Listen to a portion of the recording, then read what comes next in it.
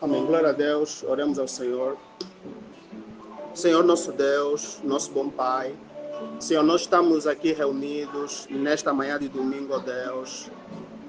Como ordena a Tua palavra, Senhor, para, ó Pai, nos edificarmos, ó Pai, no Espírito, Senhor, cultuarmos o Teu nome, Deus. Sabemos que na medida em que cultuamos o Teu nome, o Senhor, de facto, opera e o Senhor, ó Rei Eterno, se manifesta, convencendo os nossos corações do pecado, da justiça e do juízo. E, ó Pai, sabemos também, ó Pai, que a Tua palavra é o elemento pelo qual somos limpos, somos lavados, somos santificados. Como bem diz a Tua palavra, santifica-os na verdade, a Tua palavra é a verdade, Deus. E nós queremos sim, ó Pai, ser lavados por meio da Tua palavra.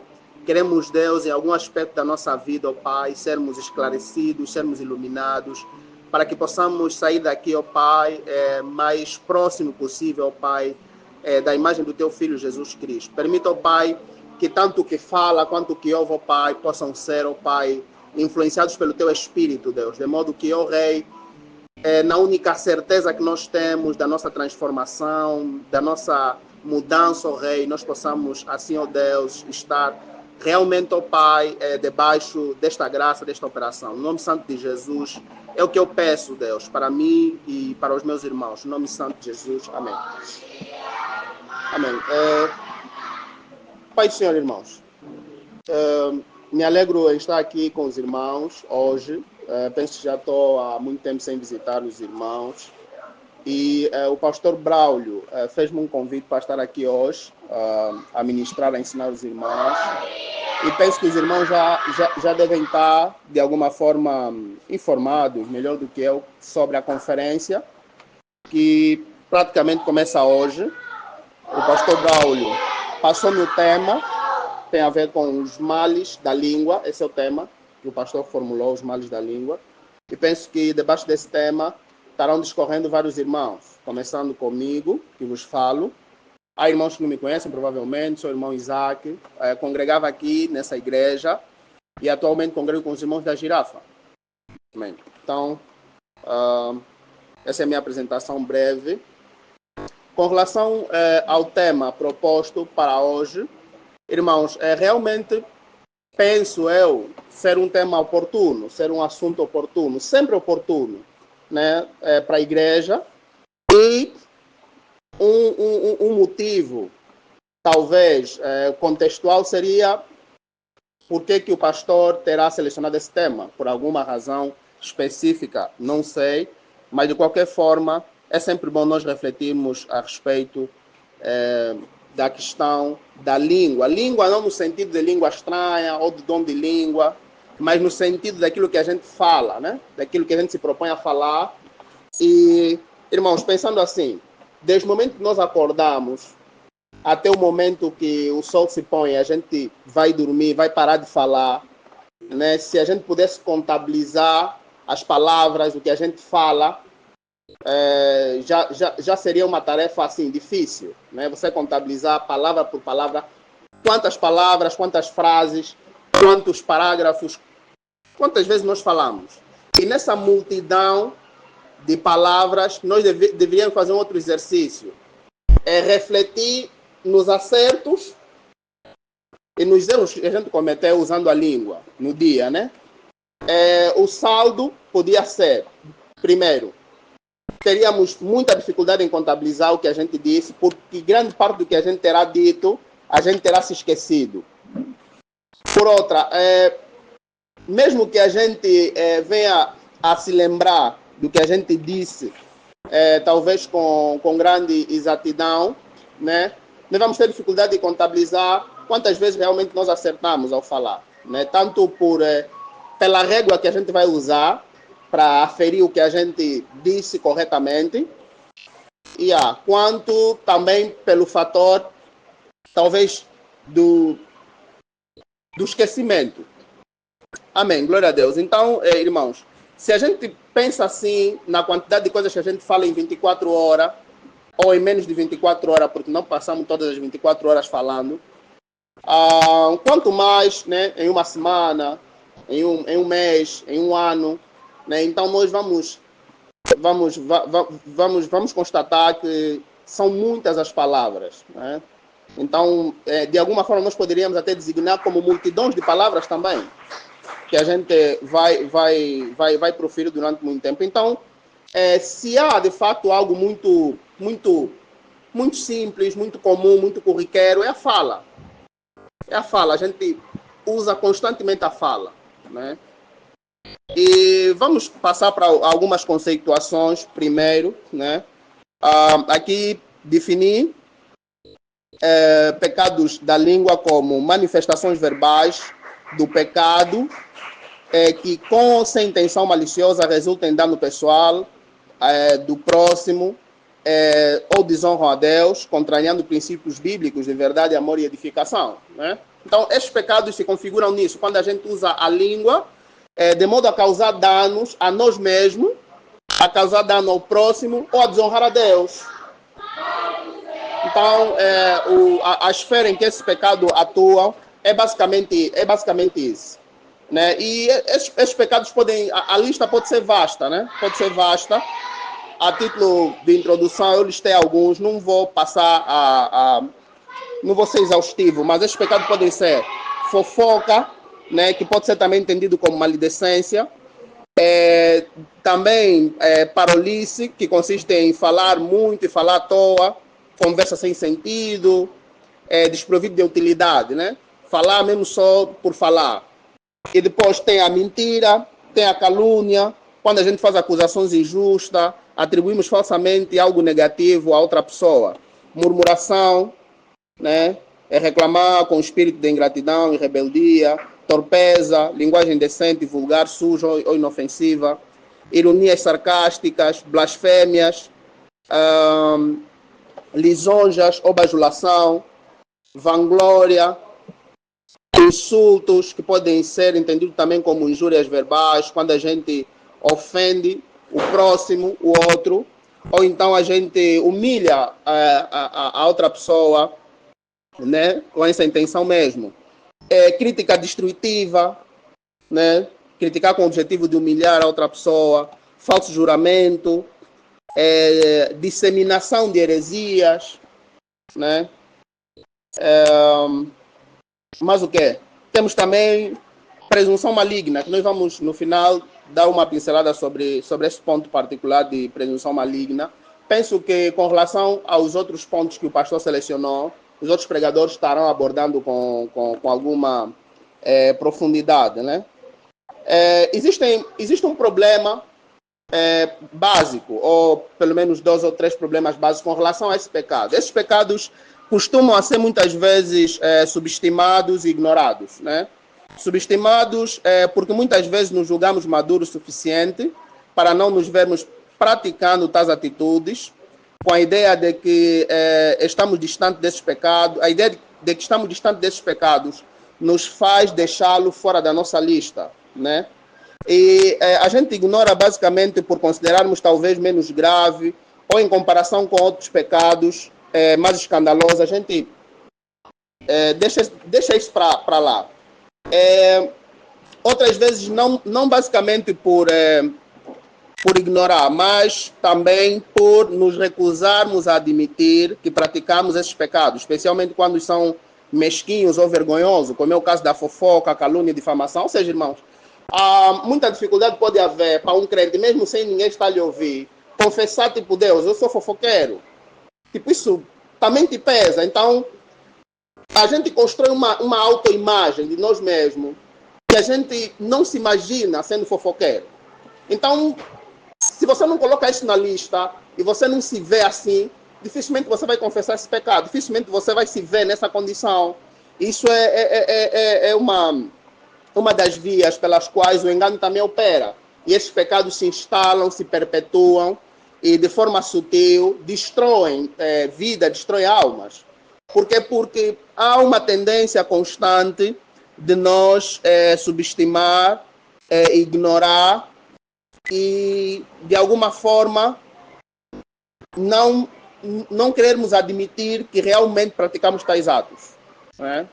Então, irmãos, aqui realmente reside talvez uma das razões para constantemente falarmos dessa questão da língua.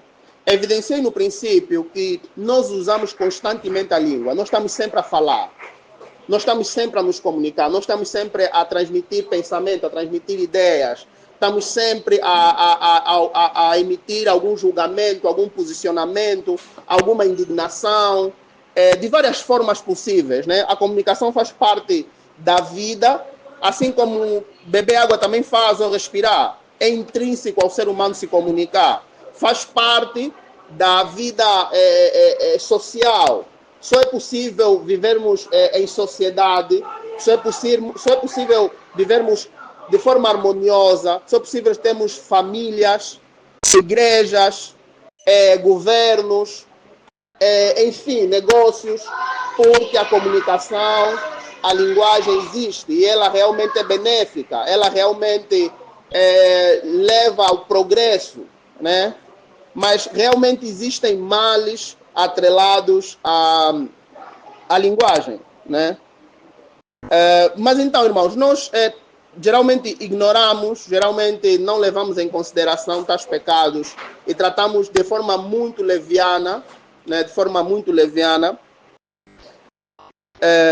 tais pecados. Será que a palavra de Deus tem a mesma abordagem com relação a esse pecado da língua? Será que a Bíblia trata de forma trivial, de forma casual, de forma assim periférica, como se não fosse uma questão realmente importante, que estivesse no centro das nossas preocupações enquanto crentes? Será que a Bíblia vê dessa forma, como muitas vezes nós relativizamos, né? Porque às vezes, por a ausência de preocupação, nos faz ter deixar de ter uma régua objetiva para julgar. Ou seja, caímos no relativismo. A gente diz, não, você acha que eu fofoquei, mas não é. Eu tenho a intenção de ajudar. Você acha que eu estou a presumir, mas não é. Então, a gente relativiza e deixamos de ter uma preocupação, né, com relação a estes pecados. Mas então vamos ver com relação o que a palavra de Deus nos diz, nos exorta, nos ensina a respeito. Então vou levar os irmãos até o livro de Tiago, capítulo 3. Penso que vamos discorrer grande parte aqui nesse texto de Tiago. Tiago 3, do versículo 1 em diante. Penso que ler por partes será mais produtivo. Penso que os irmãos já terão encontrado. Versículo 1. Meus irmãos, muito de vós não querais ser mestres, sabendo que receberemos mais duro juízo. Porque todos tropeçamos em muitas coisas. Se alguém não tropeça em palavra, o tal varão é perfeito e poderoso para também refrear todo o corpo. Amém? O versículo 1 e o versículo 2. Né? Nós temos aqui Tiago, no versículo 1, a começar aparentemente a se dirigir para os mestres, né? Aqueles que ensinam, aqueles que pregam, aqueles que usam a palavra continuamente para instruir o povo de Deus. São esses os mestres designados aqui, né?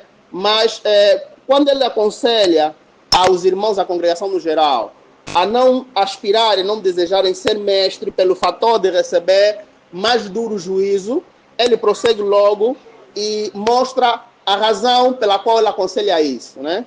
E no versículo 12 imediatamente aparece: porque todos tropeçamos em muitas coisas. Todos nós tropeçamos em muitas coisas, não só no falar. Há muitos outros pecados nos quais nós tropeçamos constantemente. Mas se há um pecado ou uma área em que especificamente os mestres tropeçam com maior frequência, é o pecado do uso da palavra.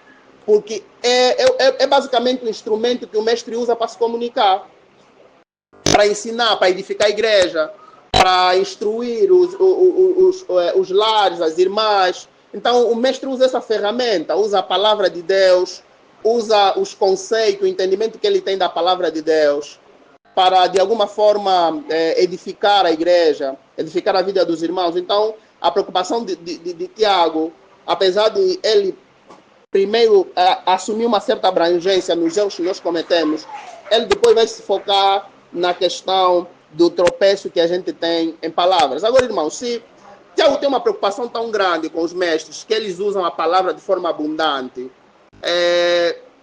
isso não devia gerar em nós um pensamento, mas se aqueles que são mestres, são aparentemente, de alguma forma, experimentados, são instruídos, são exercitados na palavra de Deus, têm os sentidos bem exercitados para discernir o bem e o mal, tem um tempo de, pelo menos aqueles que realmente se dão esse trabalho de estudo da palavra de Deus, eles, de alguma forma, não escapam à possibilidade de tropeçar em palavras. E quando Tiago, de alguma forma, vai trazer isso para os mestres, ele se inclui também. Tiago se inclui no grupo dos mestres, né? Então, de alguma forma, ninguém está isento, ninguém absolutamente está isento de tropeçar ou de pecar por palavras. Se os mestres não estão isentos, quanto mais aqueles que não são mestres, que não têm esse exercício da palavra de Deus, né? Então, ele aqui assertivamente diz, porque todos nós tropeçamos em muitas coisas. Se alguém não tropeça em palavra,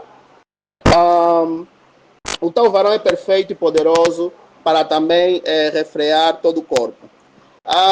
Um outro elemento que eu identifiquei, irmãos, com relação ao tropeço, é exatamente essa palavra que Tiago usa aqui para tropeço, né? Que não sei falar grego, mas a palavra grega é taio, né? E significa basicamente errar, cair, falhar, né? Indica erro não intencional ou um deslize, uma falha, né? A gente sabe o que é exatamente uma falha. Por exemplo, essa palavra aparece também em Romanos 11:11, onde diz: acaso tropeçaram para que caíssem? Ou em Tiago 2:10, qualquer que guarda a lei, mas tropeça em um só ponto, ali segue.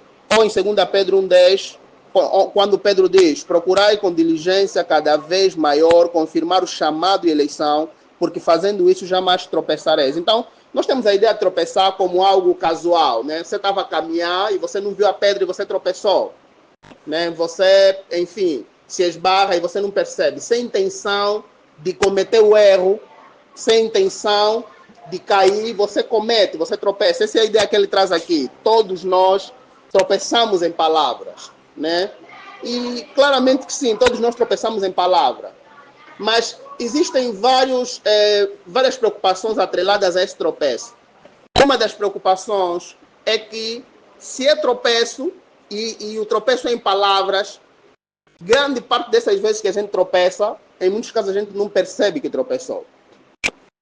Nos casos em que muitas vezes a gente tropeça e percebe, nós podemos cair também numa condição de minimizar o erro. Ou seja, você vê, falei, mas é básico, ele vai me entender. E ali vai. E qual é a consequência disso? Geralmente, nós crentes temos uma preocupação grande com aqueles pecados que realmente são vistosos, são escandalosos, né? Tipo, adultério, fornicação, enfim, pecados escandalosos que a gente sabe que se alguém ouvir que pecou nisso, tô mal, não pode me ouvir. Pecados escandalosos, nós temos uma preocupação. E essa preocupação vai nos levar a um sentido de vigilância maior para com esses pecados. Nós vamos simplesmente nos focar nesse pecado. Vamos estar ocupados em oração, em leitura, na congregação. Vamos congregar vários mecanismos, recursos da palavra de Deus e não só, para combater esses pecados.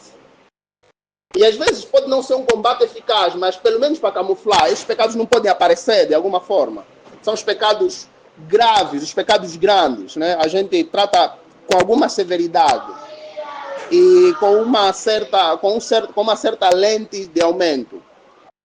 Por outro lado, existem aqueles pecados que a gente não dá por nada, a gente não considera como pecado no dia a dia.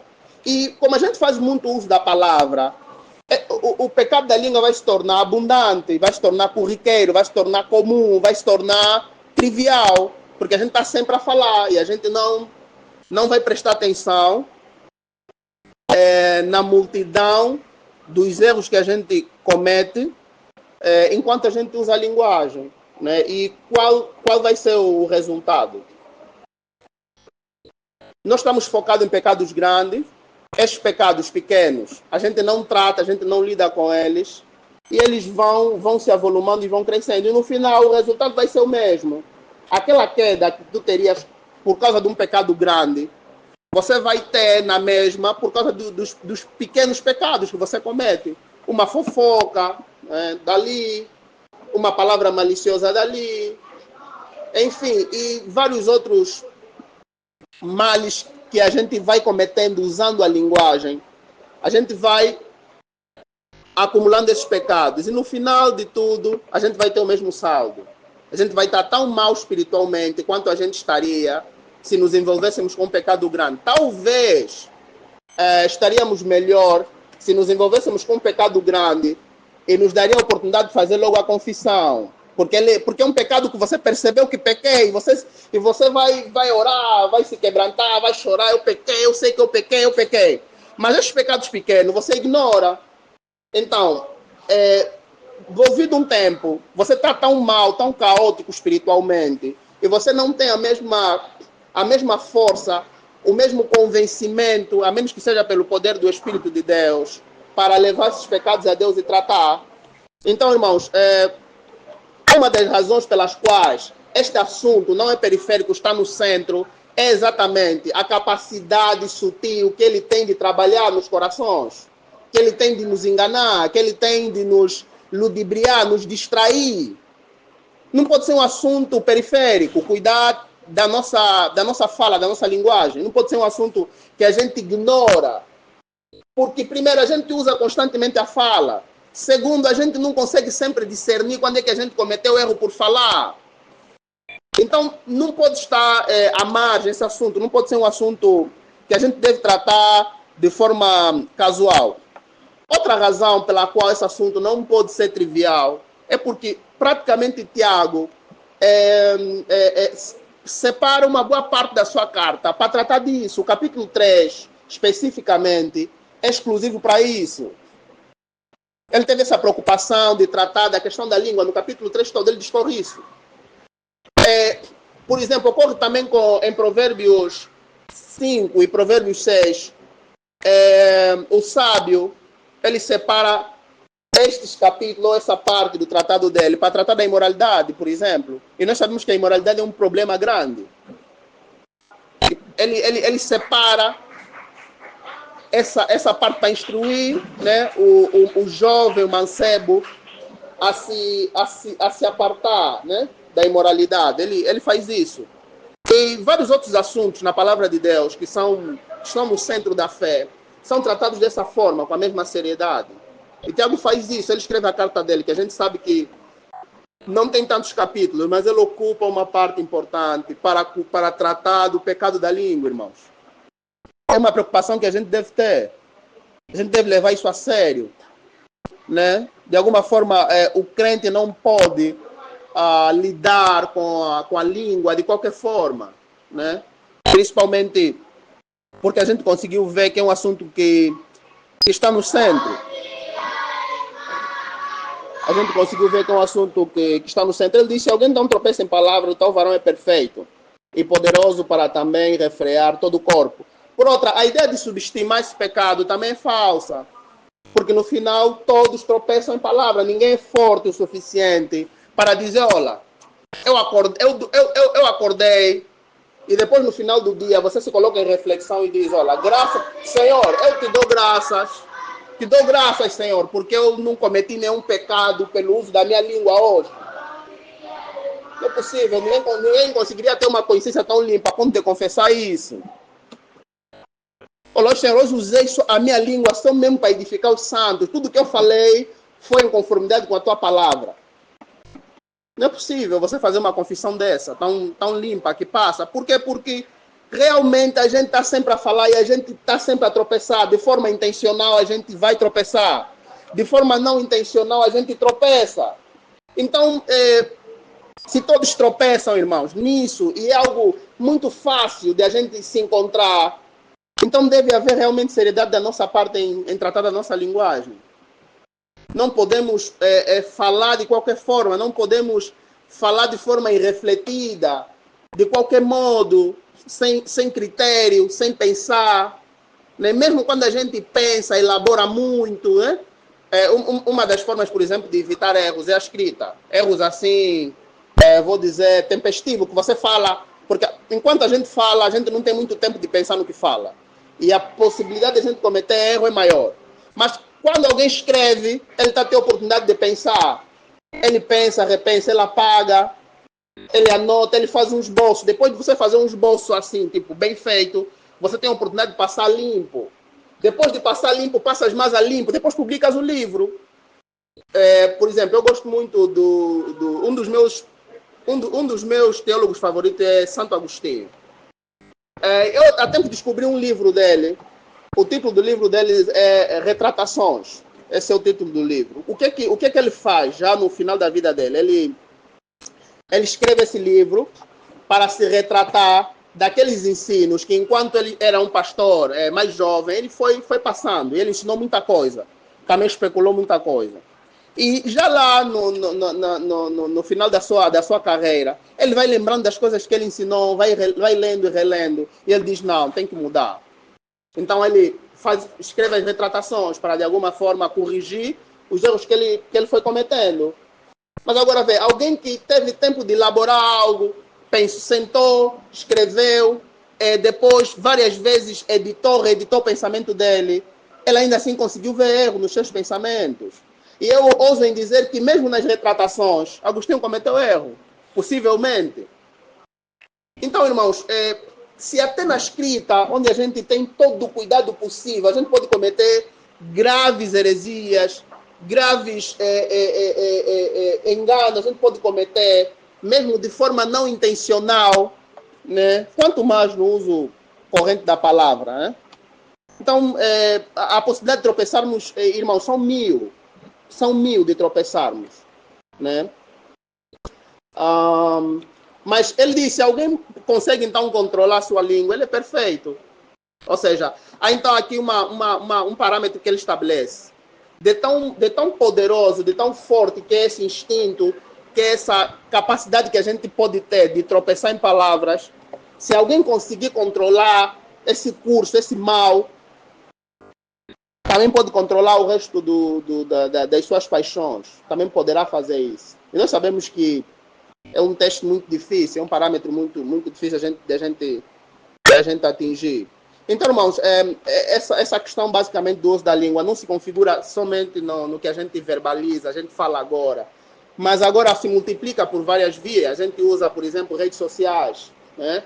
Facebook, YouTube, Instagram, são meios pelos quais nossos pensamentos são veiculados. A gente transmite nossas ideias, nossos pensamentos por essas vias. E existe muita fofoca, muita especulação, muitas presunções malignas, muita destruição de vida, muita destruição de família, ministério, muita coisa má nas redes sociais. E parece que a gente faz assim. Na vida real, a gente consegue ser um pouco mais responsável com o uso das nossas palavras. Conseguimos ser mais mansos, às vezes mais toleráveis com os irmãos. Mas quando estamos nas redes sociais, a gente costuma talvez tirar as máscaras para escrever o que a gente pensa. Irmãos, é igualmente pecado.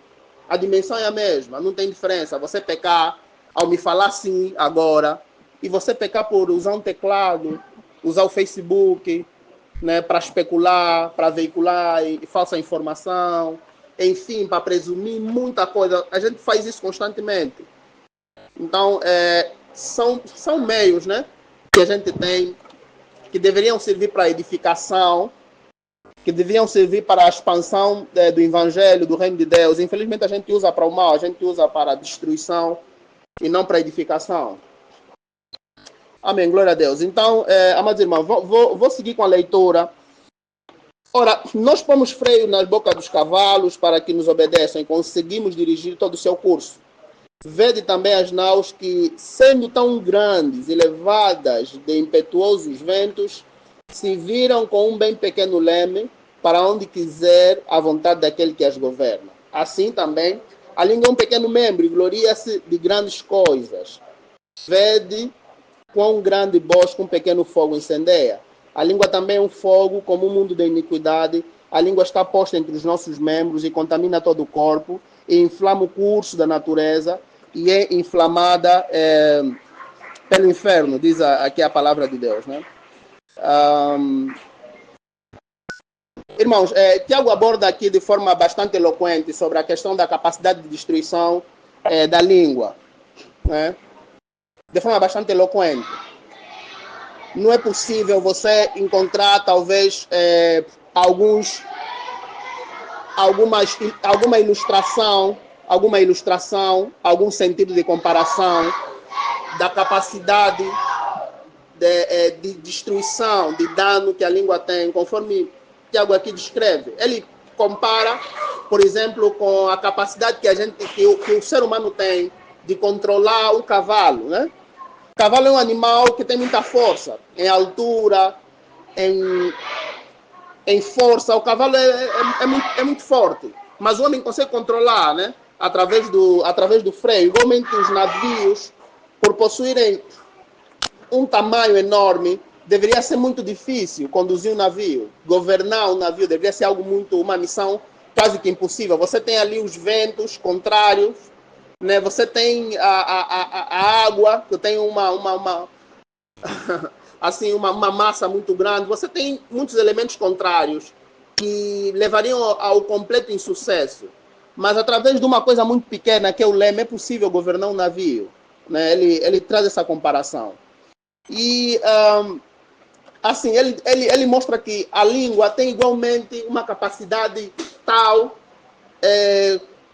como o freio, ou então o leme, para nos levar, de alguma forma, para levar o navio ou o cavalo na direção pretendida. A língua também pode desviar completamente o curso de alguma coisa. São comparações muito, muito interessantes. E quando ele também traz aqui outra comparação com relação ao fogo, penso que a gente aqui atinge um ponto mais crítico, né? A gente sabe a capacidade de estrago que o fogo tem. E não precisa ser um grande fogo, né? Uma coisa pequena é suficiente para causar um estrago, um incêndio enormíssimo, né? Então, ele diz que assim também a língua tem capacidade muito grande de devastação, de destruição. Significa que famílias inteiras podem ruir através do uso incorreto da língua, através da fofoca, através de uma informação errada, através de maltratos, né, através de palavras irrefletidas. Congregações inteiras podem perecer por causa do uso da língua. Nações inteiras podem perecer por causa do uso da língua. Enfim, a capacidade de devastação, de estrago, é muito elevada. Então, irmãos, mais uma vez volto no ponto anterior. Não é uma questão simples, não é uma questão periférica. É uma questão que está no centro. Pensando nós na capacidade de estrago e devastação que a língua tem, né? E quantas vezes a gente realmente costuma ser irresponsável naquilo que a gente fala?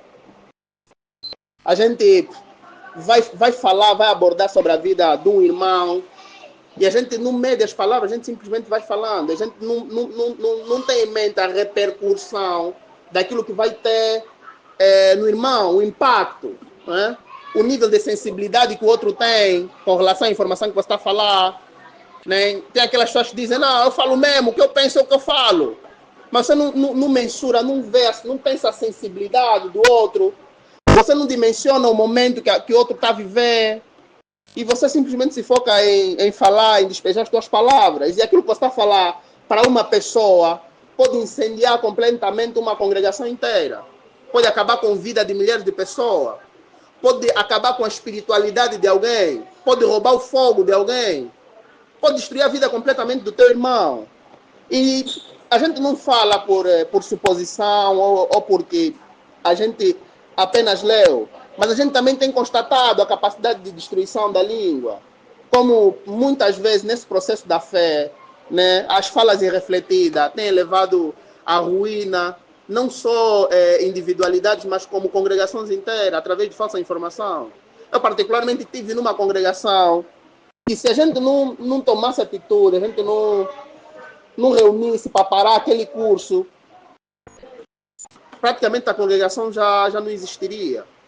Irmãos, devemos realmente parar e pensar e meditar na capacidade de devastação que a nossa língua tem, irmãos. É realmente um assunto digno de muita ponderação.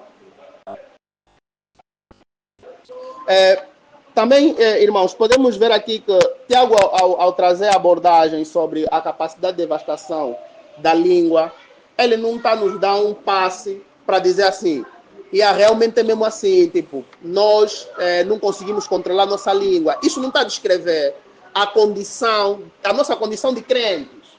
Tipo, nós somos mesmo já assim, e quando falamos não temos controle, a língua vai nos controlar, vai nos governar. Não é isso que Tiago está a dizer. Tiago está a estabelecer a condição humana caída e sob influência do pecado. Ou seja, enquanto homens naturais, enquanto homens nascidos do pecado, filhos de Adão, enquanto o mundo é caído e as pessoas são como são, as coisas funcionam assim. É assim que o mundo é. É assim que o ser humano natural é. É assim que o ser humano natural se comporta no uso normal da língua. Ele não está trazendo uma abordagem que vai nos levar, enquanto crente, a estarmos numa zona de conforto. Né? Conforme, às vezes, de forma errada, a gente costuma usar aquele texto que diz como é que é o texto? Que fala sobre a fraqueza, né? É vigiar, né? A carne é fraca, né? Mas o espírito está pronto. Nós usamos o inverso, ficamos com a parte da carne fraca. Né? E a gente usa isso como uma justificação para, de alguma forma, permanecermos na fraqueza. Não é isso que Tiago está a fazer ao descrever a condição do uso da língua, quando ele diz que todos nós tropeçamos em palavras. Ele está a descrever a nossa condição enquanto seres humanos caídos. Né? E depois, mais à frente, ele vai falar da nossa condição enquanto crentes, o que é que a gente deve fazer, qual é o nosso posicionamento. Né? Irmãos, também importa falar um pouco sobre a questão das presunções malignas, né? Que envolve julgamento precipitado e injusto, frequentemente alimentado por orgulho e desejo de desprezar os outros, né? Há um exemplo talvez clássico disso, de presunções nas escrituras. Vou ler apenas o versículo foco, depois vou descrever. 1 de Coríntios 5, 4, 5. 1 de Coríntios 4, 5.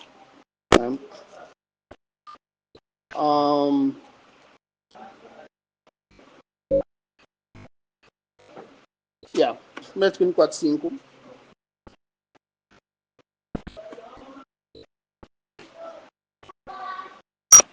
Amém. Penso que os irmãos já terão encontrado. Diz: portanto, nada julgueis antes do tempo, até que o Senhor venha, o qual também trará à luz as coisas ocultas das trevas e manifestará os desígnios dos corações. E então, cada um receberá de Deus louvor. Irmãos, nós sabemos o contexto em que Paulo profere essas palavras para uma igreja que estava a se orgulhar. Né? Eles tinham vários mestres que passaram por lá, Paulo, Apolo, provavelmente Pedro e tantos outros ministros excelentes. E eles, de alguma forma, começaram a levantar comparações, usando uma régua que eles mesmos estabeleceram para, por exemplo, julgar Paulo, julgar Apolo, julgar um ao outro. Isso, de alguma forma, estava a gerar partidarismo na igreja, divisão, confusão.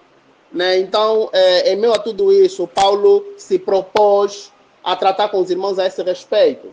Né? E uma das coisas que os irmãos cometeram de forma abundante nesse processo foi a questão das presunções malignas, né? Que a gente vê aqui, se trata de um julgamento precipitado, onde a gente não tem todos os dados, mas a gente quer julgar. E realmente hoje em dia a gente vê os crentes muito envolvidos em questões de presunção maligna. Você não tem informação toda sobre a vida, sobre a situação, e você já se precipita a emitir um juízo. Você se predispõe a concluir alguma coisa a respeito daquilo, a respeito da vida do irmão, a respeito da família do irmão, a respeito do ministério do irmão, a respeito daquela igreja, a respeito de alguma situação que você não tem todos os dados. Né? E é exatamente uma atitude muito, muito recorrente no nosso meio. Presumir de forma maligna. E o que é que muitas vezes move? É exatamente um certo orgulho e um desejo de desprezar os outros. Você não leva em consideração o teu irmão, porque realmente você não gostaria que os outros tratassem assim contigo. A questão que você vai fazer sempre é, mas irmãos, quem falou? De quem você ouviu? Você vai fazer sempre essas questões, mas na hora de veicular informação a respeito do irmão, a respeito daquela congregação, a respeito daquela irmã, você se baseia em suposições, você se baseia em algumas conjecturas que você faz no momento, você vai conectar peças mal conectadas para chegar a uma conclusão. E que em muitos casos, na maioria das vezes, a conclusão acaba sendo errada. E mesmo quando a conclusão é certa, você pecou. Porque você está usando uma régua completamente deficiente para chegar àquela conclusão. Né? Para chegar àquela conclusão. Essa palavra, né, aqui é usada também por Paulo em 1 Timóteo. Vamos aqui ver rapidamente. 1 Timóteo 6.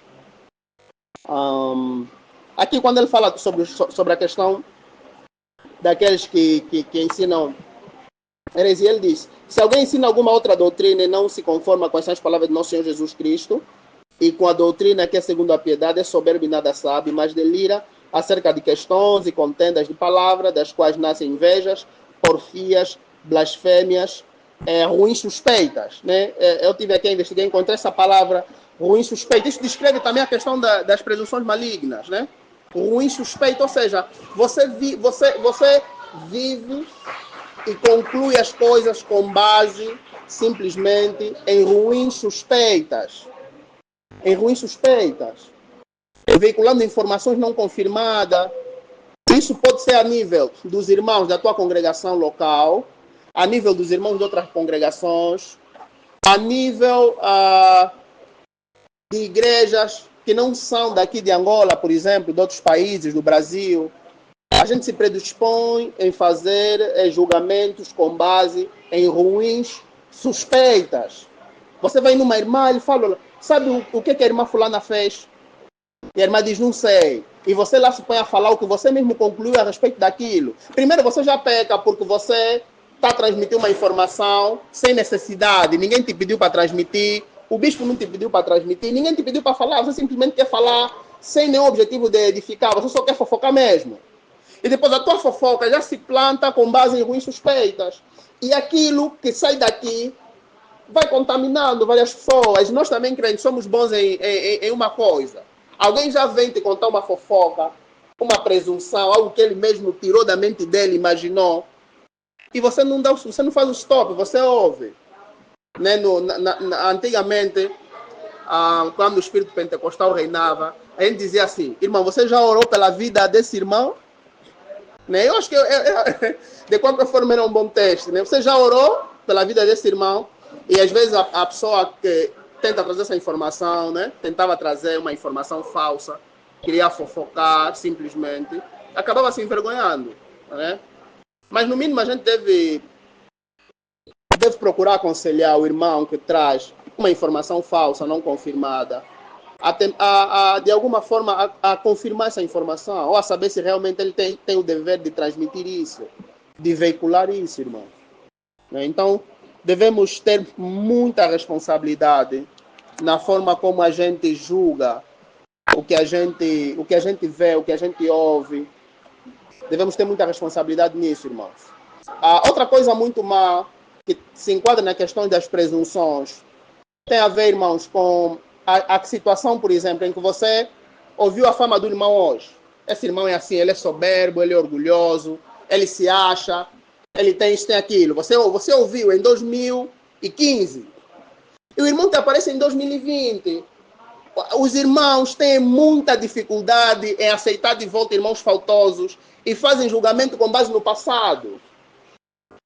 Isso é muito recorrente, isso é muito recorrente. Os irmãos fazem julgamento com base em informações desatualizadas e ficam no tempo, e preferem ficar no tempo. E continuam a julgar os irmãos com base nas mesmas coisas, sem ter evidências, se o irmão melhorou, se o irmão ultrapassou, se aquilo já não faz parte da vida do irmão. Nem se dá o trabalho de confirmar isso. Simplesmente pega nesse padrão, naquela informação, naquele julgamento, naquela disciplina que o irmão recebeu e vai passando essa informação para todo mundo e vai contaminando toda uma congregação, irmão. Mas, irmãos, há algo muito, muito mal nessa situação. Porque o irmão faltoso provavelmente já terá se quebrantado, Deus terá perdoado o seu pecado, ele terá aprendido duramente com aquela situação, a vida dele mudou, ele agora é um novo crente, ele cresceu, ele já não fofoca mais, ele já não é mais maldizente, ele agora é um bom cristão, mas agora você que ficou no tempo, você que não cresceu, você que continua na mesma condição precária, na mesma condição de fofoca, de orgulho, de falsas suspeitas, você continua naquela condição. Irmãos, devemos realmente nos arrepender de um tal comportamento, devemos realmente abandonar essas práticas, devemos realmente ser bastante cautelosos na forma como a gente julga aquilo que se chama realmente de vida alheia. Irmão, existe realmente esse sentido de vida alheia. A Bíblia usa uma palavra muito importante. Quem és tu que julgas o servo alheio? Olha, antes dele ser teu irmão em Cristo, antes de tudo, ele é propriedade de Cristo. Antes de qualquer possibilidade de comunhão, antes de qualquer direito que você tem de se intrometer, de falar, nós temos esse direito de... eu tenho o direito de pedir satisfação em algum grau daquilo que o Rodrigo faz com as coisas que ele tem à sua disposição. Em algum grau eu tenho esse direito de saber para que eu possa ter a oportunidade de edificar a vida dele. Tenho esse direito. Mas antes de qualquer direito, deve pensar, é um servo alheio. Não me pertence, pertence a Cristo. No mais, se o teu julgamento falhar, se essa informação não te chegar, se você não veicular essa informação, Deus vai tratar com ele. Nós não podemos ter um zelo excessivo pela vida alheia. Não podemos ter esse zelo excessivo. Devemos acautelar, sossegar os nossos corações, saber que no mais, Deus é que trata com os seus filhos. É Deus quem trata. Existem mesmo pecados que você não vai saber. Há pecados que eu cometo, você nunca vai saber. Deus sabe. Deus sabe, Deus vai tratar e Deus tem tratado com os seus filhos. Deus tem esse zelo, tem esse cuidado em tratar com os seus filhos. Então nós não precisamos de alguma forma ocupar o lugar que o Senhor realmente deve ocupar na vida de cada crente, irmãos. Não devemos fazer isso. Realmente não devemos fazer isso, irmãos. O irmão já abandonou o pecado, já está bom. Você continua sempre a falar, olha, esse irmão é achado. Dizem que esse irmão é achado. Esse irmão, olha, se acha que tem isso ou que faz aquilo. Mas quando às vezes acontece isso, esse irmão tirou essa informação sobre o irmão Rodrigo, passou no irmão Pedro, por exemplo. O irmão Pedro pega nessa informação que recebeu uma contaminação enorme sobre a vida do irmão à esquerda, e ele começa a tratar o irmão à esquerda com base nisso. E ele deixa de desenvolver comunhão, ou ele desenvolve a comunhão sabendo, não, esse irmão é mentiroso, esse irmão é desleal, esse irmão é X, e ele já se relaciona nessa base. O irmão está saindo de uma província, de uma igreja, de uma outra localidade. Ele vem para essa localidade, ele já vem com a ficha manchada, mas ninguém passou uma carta de recomendação. Baseado em nossas suposições. Olha, essa irmã como é que é? Qual é a acusação que se faz para as irmãs? Essa irmã é insubmissa. Ela já vem com... Você não sabe, você só veio para a congregação, a tua ficha já chegou. E isso leva o quê? Isso mina a comunhão. Isso impede que, de forma natural, os laços da comunhão vão se desenvolvendo entre os irmãos. E, por fim, pode levar aquele irmão a se entristecer a tal ponto de desistir da congregação, da vida com Deus. Então, devemos ter muito cuidado com essas atitudes, irmãos. Com a questão de presumirmos muito ou desenvolvermos falsas presunções sobre a vida alheia. Devemos realmente cuidar o máximo possível da nossa língua. Irmão, eu repito uma coisa. A vida alheia, nós temos algum grau de intromissão através da palavra de Deus, porque nós temos comunhão. Mas, irmãos, quem cuida da vida alheia realmente é Deus. Eu me encontrei com um crente algum tempo para cá, e o crente estava a me contar sobre os problemas dele, estava a me contar sobre a vida dele. E, irmãos não imaginam os problemas que ele enfrentou. Tipo assim, eu cheguei a uma conclusão. Passaram-se por aí uns 10 anos. Muitos irmãos casaram, irmãos próximos dele casaram, conquistaram, conseguiram bons empregos, fizeram as suas vidas, avançaram. Eu encontrei aquele crente no mesmo sítio. Ou seja, o crente enfrentou problemas mentais sérios. E esses problemas mentais lhe impediram de fazer progresso em praticamente todos os aspectos da vida dele. O crente não conseguiu empregos relevantes, não conseguiu estudar, não conseguiu muita coisa na vida dele, ficou assim, estagnado. Né? Na medida em que nós interagíamos, eu percebi uma coisa, que apesar de todas as coisas ruins que aconteceram na vida dele, Deus cuidou dele.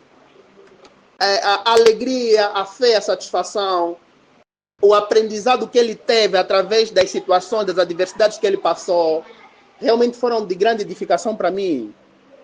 Inclusive, ele, enquanto descrente, enquanto ímpio, ele foi meu colega também. Né? Ele se converte provavelmente um ano antes de mim.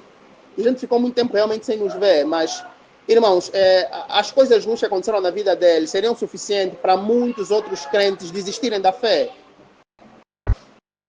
E aquilo reforçou em mim uma ideia, mas você pode ter muito zelo, até um zelo por assim dizer, bom, um zelo sem nada ruim para com a vida dos outros de uma congregação. Você pode ser um pastor muito grande, muito bom, muito atencioso com o rebanho, mas realmente quem garante a permanência, quem cuida da espiritualidade, da fé, da vida dos irmãos é o Senhor. Eu percebi isso, eu percebi que o tempo passou, coisas ruins aconteceram, mas a fé dele permaneceu firme. Mas durante um tempo eu tinha muitos temores sobre a fé daquele irmão. Eu pensava, mas o que aconteceu com ele? O que aconteceu? Eu não tinha como me comunicar com ele. O que aconteceu? Eu pensava assim, eu tinha uma preocupação, mas quando eu percebi, as coisas estavam no lugar. Porque Deus cuidou da vida dele, irmão. Deus realmente cuidou da vida dele. Nós devemos confiar que o Senhor realmente tem cuidado dos céus.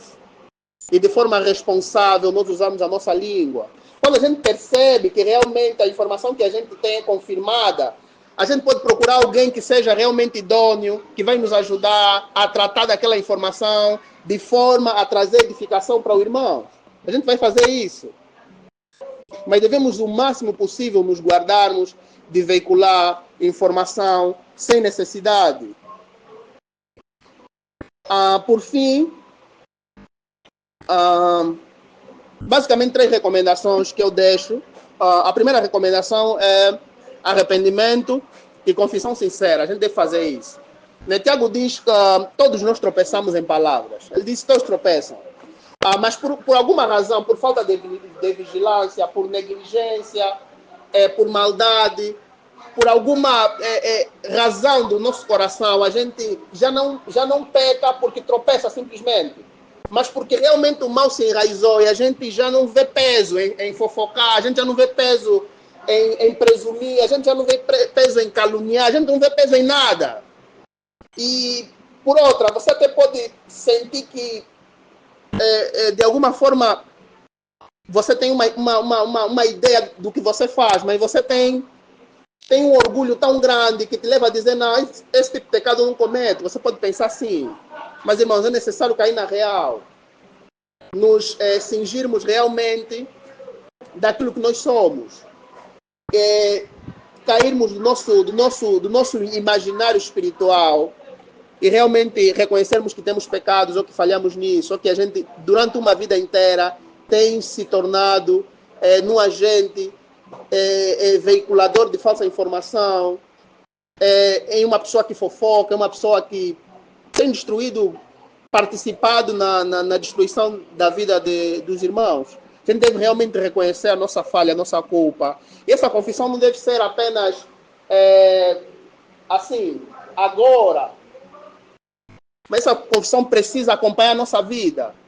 Ou seja, não vai ser pelo fato de você confessar agora que você comete esse pecado ou que você tem se encontrado nessa prática, isso não vai mudar do dia para a noite. A gente deve se cingir de um espírito de incansável confissão e arrependimento. Por exemplo, você tem o hábito de orar toda vez que vai dormir, então reflita um pouquinho. Dificilmente você vai refletir num dia e não perceber que tropeçaste em algum ponto. E é uma boa prática você confessar os teus excessos no falar, é importante. Você pode mesmo dizer, Senhor, não diz eu fofoqueiro, você pode dizer eu sou fofoqueiro.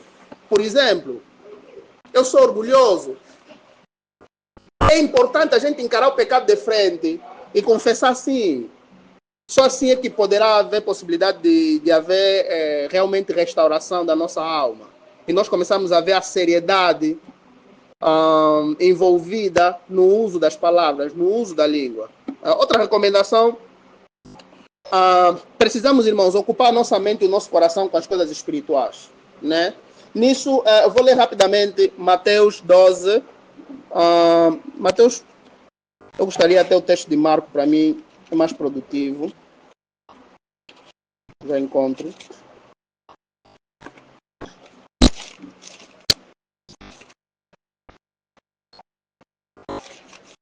Não encontrei o Marcos. Vamos mesmo em Mateus. Vamos em Mateus, irmãos, é mais fácil. Mateus 15.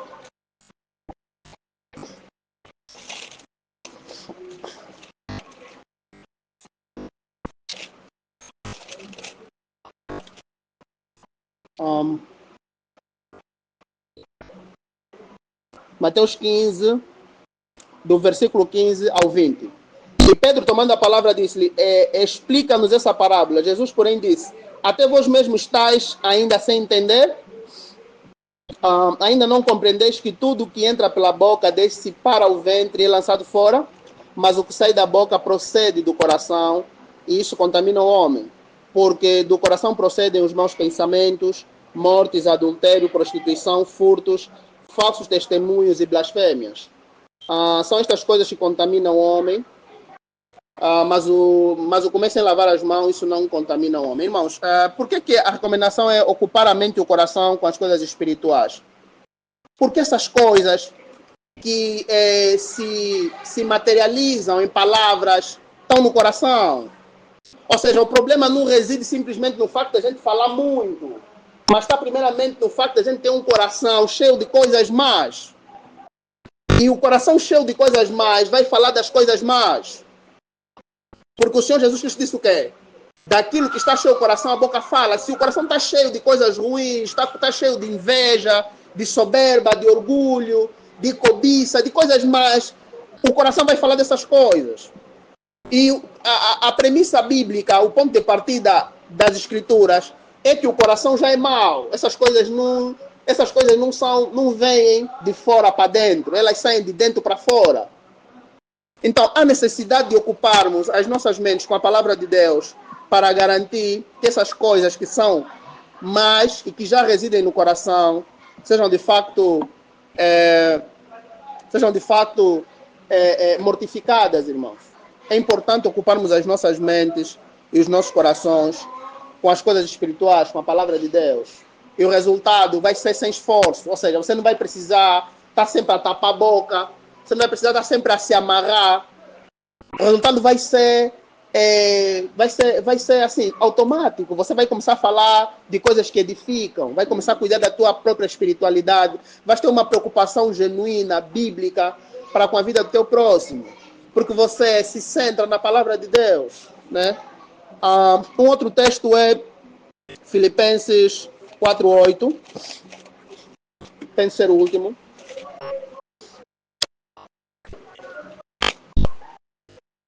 Filipenses 4:8. Quanto ao mais, irmãos, tudo que é verdadeiro, tudo que é honesto, tudo que é justo, tudo que é puro, tudo que é amável, tudo que é de boa fama, se há alguma virtude, se há algum louvor, nisto pensai. O que também aprendestes e recebestes e ouvistes e vistes de mim, isso fazei, e o Deus de paz será convosco. A ideia é a mesma que eu estive a passar. Irmãos, Paulo aqui vai nos dar o caminho, né, da nossa ocupação, que é exatamente a gente se ocupar com tudo aquilo que é bom, que é justo, que é honesto, que é amável. Ocuparmos as nossas mentes, nossos corações com isso. Precisamos fazer isso. Porque aquele que usa a palavra para destruir a vida do próximo, a vida do seu irmão, de forma descuidada, antes de tudo, ele se autodestrói. Então, nós já temos aqui um estrago, pelo menos garantido, da pessoa que faz isso e em seguida do próximo. Então, é importante nós ocuparmos a nossa mente com a palavra de Deus. E a última recomendação é vigilância, irmãos. Já que a gente está sempre a falar, está sempre a escrever, está sempre a transmitir informação, para aqueles irmãos que estão sempre a ensinar, estão sempre a pregar, a gente precisa sempre vigiar o que a gente vai falar. É melhor, em muitos casos, você não emitir tua opinião, porque você realmente não tem uma opinião construtiva, não se envergonha disso. Você está numa situação, você não tem opinião. É normal, você não tem. E você também pode ver, não, será que realmente importa eu passar minha opinião agora? Não importa, não tem necessidade. Então é melhor nós economizarmos as palavras, nos resguardarmos. Isso pode ser melhor do que você precipitadamente falar o que não convém. Então, irmãos, que Deus realmente nos abençoe, nos dê graça e nos ajude a irmos, de alguma forma, além daquilo que foi dito, sermos, que o Senhor realmente possa chegar onde as minhas palavras não chegaram, de modo a nos convencer, a permitir que essa palavra possa residir em nossos corações e produzirem frutos. Amém? Glória a Deus. Vamos orar.